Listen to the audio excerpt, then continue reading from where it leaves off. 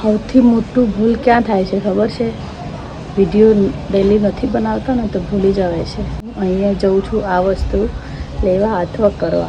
Seriously હું એટલી ભૂલી જાઉં છું.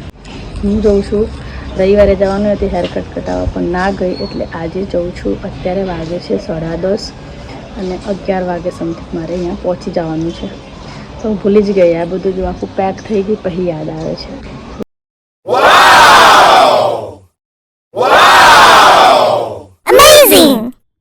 સો ફાઇનલી મારા હેર કટ થઈ ગયા છે અને હું સ્માઇલ એટલા માટે કરું છું કે ભાઈ બોલે છે તમારા કેમેરાનું રિઝલ્ટ બહુ સરસ છે મેડમ. મેં કીધું આઈફોન છે કેમ ના હોય. સો આ ભાઈ છે ને બહુ જ મસ્ત હેર કટ કરે છે. મીન્સ કે તમે ખાલી કહો ને કે મારા ફેસ ઉપર શૂટ થાય એમ, એવી રીતે તમને ના ગમે ને એવું બને જ ના. હું તો છે ને હજુ બીજી વાર જ ગઈ છું એમને ત્યાં, પણ બહુ જ બેસ્ટ. એવું નથી કે હું એમનું મીન્સ કે એડવર્ટાઇઝ ના હું એમનું મેં નામ પણ નથી લેવાની, પણ એકચ્યુઅલીમાં કસમથી બહુ જ મસ્ત હેર કટ કરે છે. ના ગમે એવું સવાલ જ નથી યાર.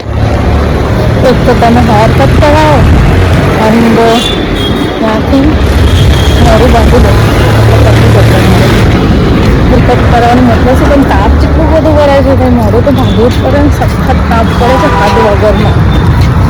હવે હું જઉં છું ઘરે.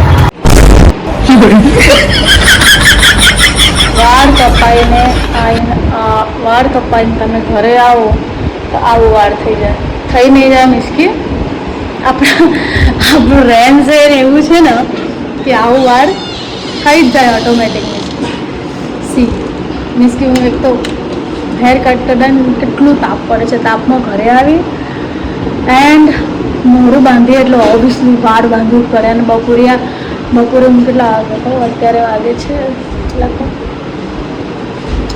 12:30 થાય છે. તો હવે બપોરે બહાર ખુલ્લું કરીને બી નાવાય ને, કારણ આપણી જોડે બીજી બી આવે આપણા ઘરે. મને સારું લાગે છે કે બહુ છે. હું ઘરે આવી ગઈ છું. હવે હું ખાઈશ ખીચડી. મને સખત ભૂખ લાગી છે. So bye.